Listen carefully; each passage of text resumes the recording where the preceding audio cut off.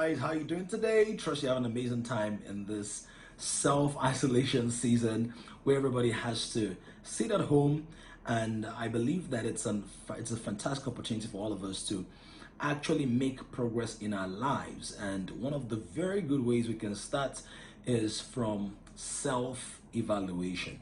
So I know that we're talking about couples and how husbands and wives can make the most of the season, but the quality of an omelette, right, is rooted in the quality of the eggs that make it. So simply put, if you're trying to make a meal of eggs, that meal is only going to be as good as the state of the eggs in it. So I think that the very first thing, before you start thinking about how do I handle my husband or my wife that we're just sitting at home today or in the season, we're not making any progress, nobody's working, we don't know what to say, how to connect.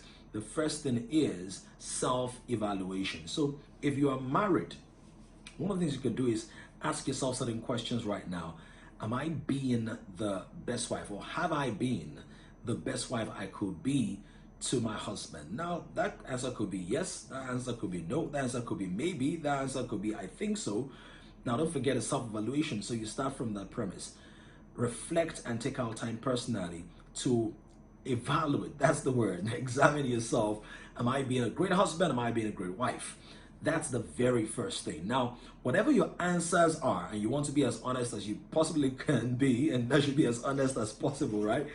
Whatever your answers are, then ask yourself, why have I operated at this level so far?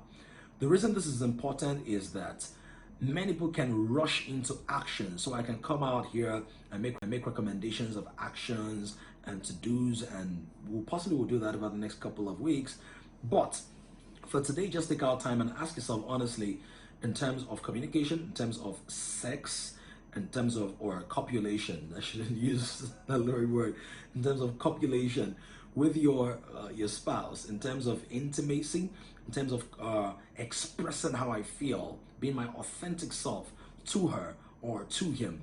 Am I being the best? In terms of supporting the goals that we have, our mutual goals, if we have mutual goals, how well are we doing in that area? So this is very important. That's my number one tip.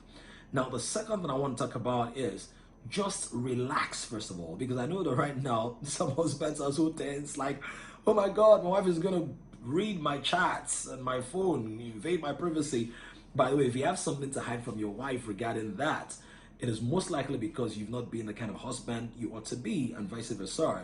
If you're scared that your husband will walk in the conversation, maybe you've not been as honest, as transparent, and as legit as you could be.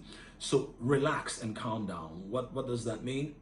If the marriage is going to work, whatever you are currently hiding needs to be handled, needs to be addressed, needs to be worked through. And so there's no point being agitated and just going all around the house guarded. You want to be calm. Number three thing I want to say is begin to find ways to have a natural conversation. So many people have hidden marital challenges and problems under the guise of work. So there are many marriages right now that are in total shock because the husband and the wife are at home and they don't know what to say.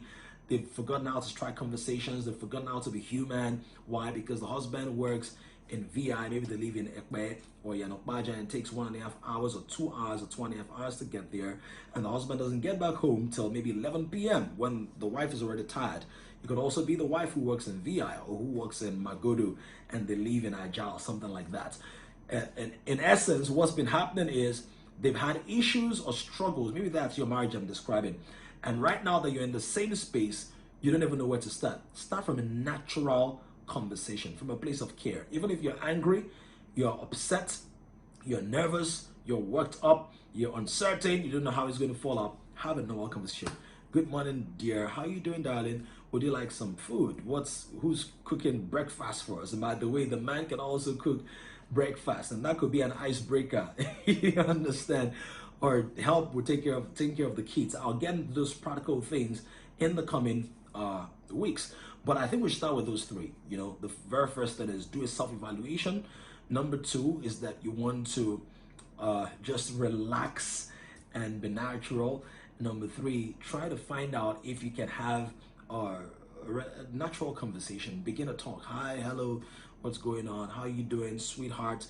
and then you throw in all those nice names, right? My sugar plum, my sugar banana, my honey, my heartbeat, my sugar baby, whatever it is that you do, And as you begin to do that, it opens up the atmosphere for better communication, and then we can now talk about some more practical things in terms of chores, in terms of games, in terms of questions, in terms of building together, in terms of having a routine and a schedule.